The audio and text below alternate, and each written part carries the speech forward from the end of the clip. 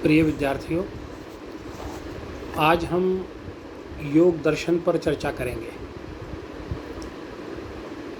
और बताएंगे कि योग का उद्देश्य क्या है। योग दर्शन आत्मा को शुद्ध चैतन्य स्वरूप मानता है। आत्मा शरीर के बंधन और समस्त मानसिक विकारों से परे है, किंतु अज्ञानवश यह आत्मा चित्त के साथ अपना तादात्म्य स्थापित कर लेती है, अपना तादात्म्य कल्पित कर लेती है और चित्त के धर्मों को अपना समझने लगती है। चित्त जड़ है, यह प्रकृति का प्रथम विकार है और इसमें रज और तम की तुलना में सत्व की प्रधानता होती है। इसलिए यह निर्मल होता है और इसी कारण आत्मा का प्रकाश इस पर पड़ता है और यह चित्त आत्मा के प्रकाश से प्रकाशित हो जाता है, उसके प्रकाश से आभासित हो जाता है। या यूँ कहें कि आत्मा का प्रकाश जब चित्त पर पड़ता है, चैतन्य जब चित्त पर पड़ता है तो चित्त चैतन्य सा प्रतीत होने लगता है। यहीं पर आत्मा और चित्त का तादात्म्य होता है।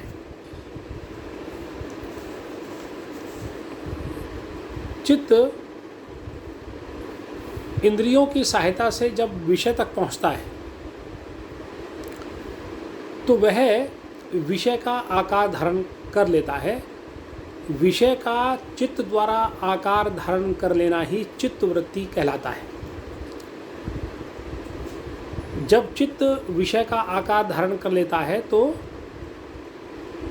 इसी को चित्त वृत्ति कहते हैं।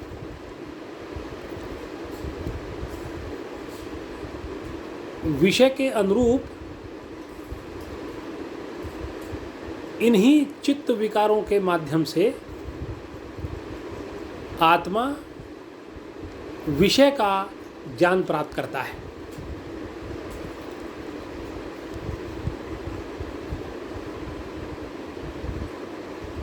चैतन्य जब चित्त वृत्ति को प्रकाशित करता है तो यही ज्ञान कहलाता है।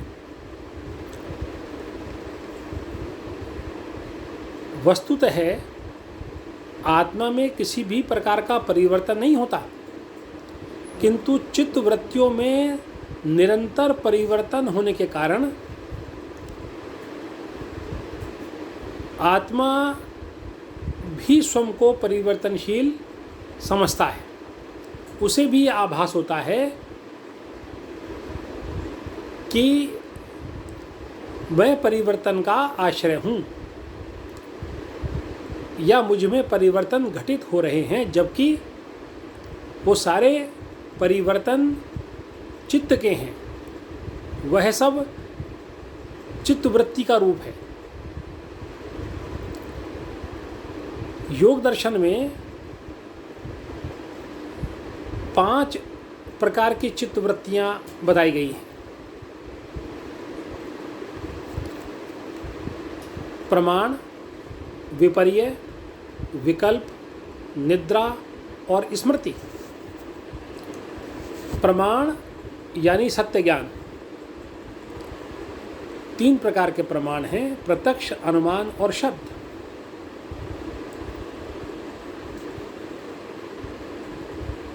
विपर्य मिथ्या ज्ञान, जैसे रज्जू को सर्प समझना। संशय आदि भी इसी विपर्य में आ जाते हैं। विकल्प, विकल्प का अर्थ है कल्पना। विकल्प में शब्दों का अर्थबोध तो होता है, किंतु उन बोधों के अनुरूप, उस बोध के अनुरूप कोई वस्तु नहीं होती, जैसे आकाश कुसुम। निद्रा, निद्रा में तमस की प्रधानता होती है और जागृत और स्वप्न के सारे अनुभव यहाँ पर एक प्रकार से विलीन हो जाते हैं। स्मृति, स्मृति का अर्थ है भूतकाल के अनुभवों की मानसिक प्रतीति। तो ये 5 प्रकार की वृत्तियाँ योग दर्शन में बताई गई हैं। पुरुष चित्त की वृत्तियों या विकारों के साथ भ्रमवश अपना तादात्म्य में स्थापित कर लेता है। ये बात हमने अभी कुछ देर पहले बताई है।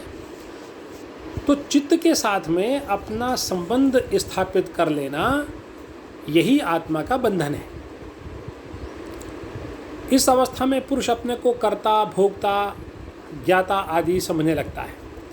ऐसा प्रतीत होने लगता है कि पुरुष ही जन्म ग्रहण कर रहा है, पुरुष का ही मरण हो रहा है, जबकि न पुरुष जन्मता है, न पुरुष अर्थात आत्मा मरती है। ये सारे धर्म चित्त के हैं।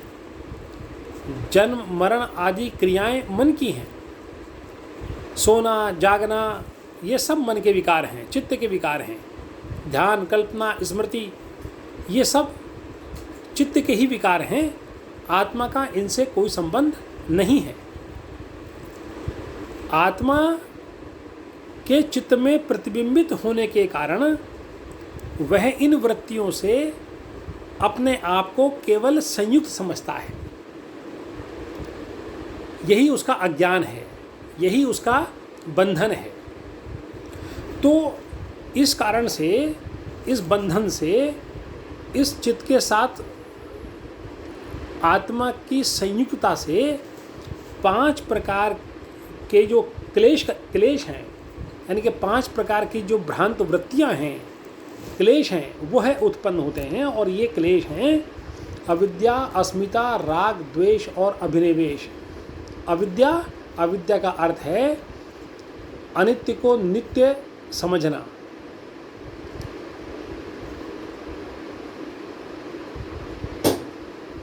अवास्तविक सुख को वास्तविक सुख समझना,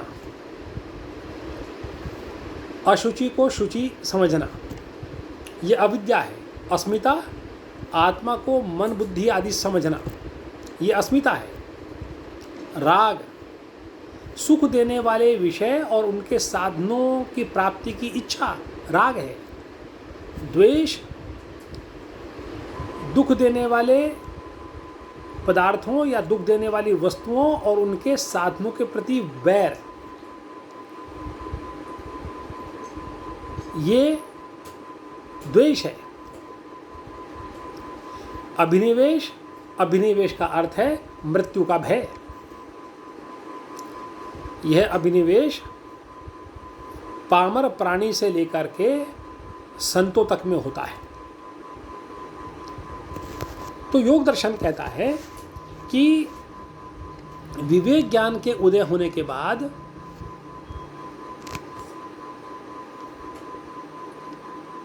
आत्मा का, पुरुष का चित्त के साथ विभेद उत्पन्न हो जाता है। यानी कि चित्त की वृत्तियां समाप्त हो जाती हैं। योग का अर्थ ही है योगेश्चित्त वृत्ति निरोध, कि चित्त की वृत्तियों का निरोध करना योग है। तो विवेक ज्ञान उत्पन्न होने से चित्त और जो पुरुष है उसका विभेद उत्पन्न हो जाता है और पुरुष उस अवस्था में यह जान लेता है कि मैं मन, बुद्धि, प्राण आदि नहीं हूँ। तो योग का उद्देश्य इसी अवस्था को प्राप्त करना है। चित्त की वृत्तियों का निरोध योग का उद्देश्य है। और जब चित्त की वृत्तियों का निरोध हो जाता है, यानी कि चित्त भी नहीं रहता, क्योंकि चित्त और चित्त की वृत्तियाँ एक ही हैं, तो चित्त की वृत्तियों का निरोध का मतलब है चित्त का भी निरोध हो जाना। बस यही जो पुरुष है वो अपने शुद्ध चैतन्य स्वरूप में अवस्थित हो जाता है। यही कैवल्य है और यही मोक्ष है। धन्यवाद।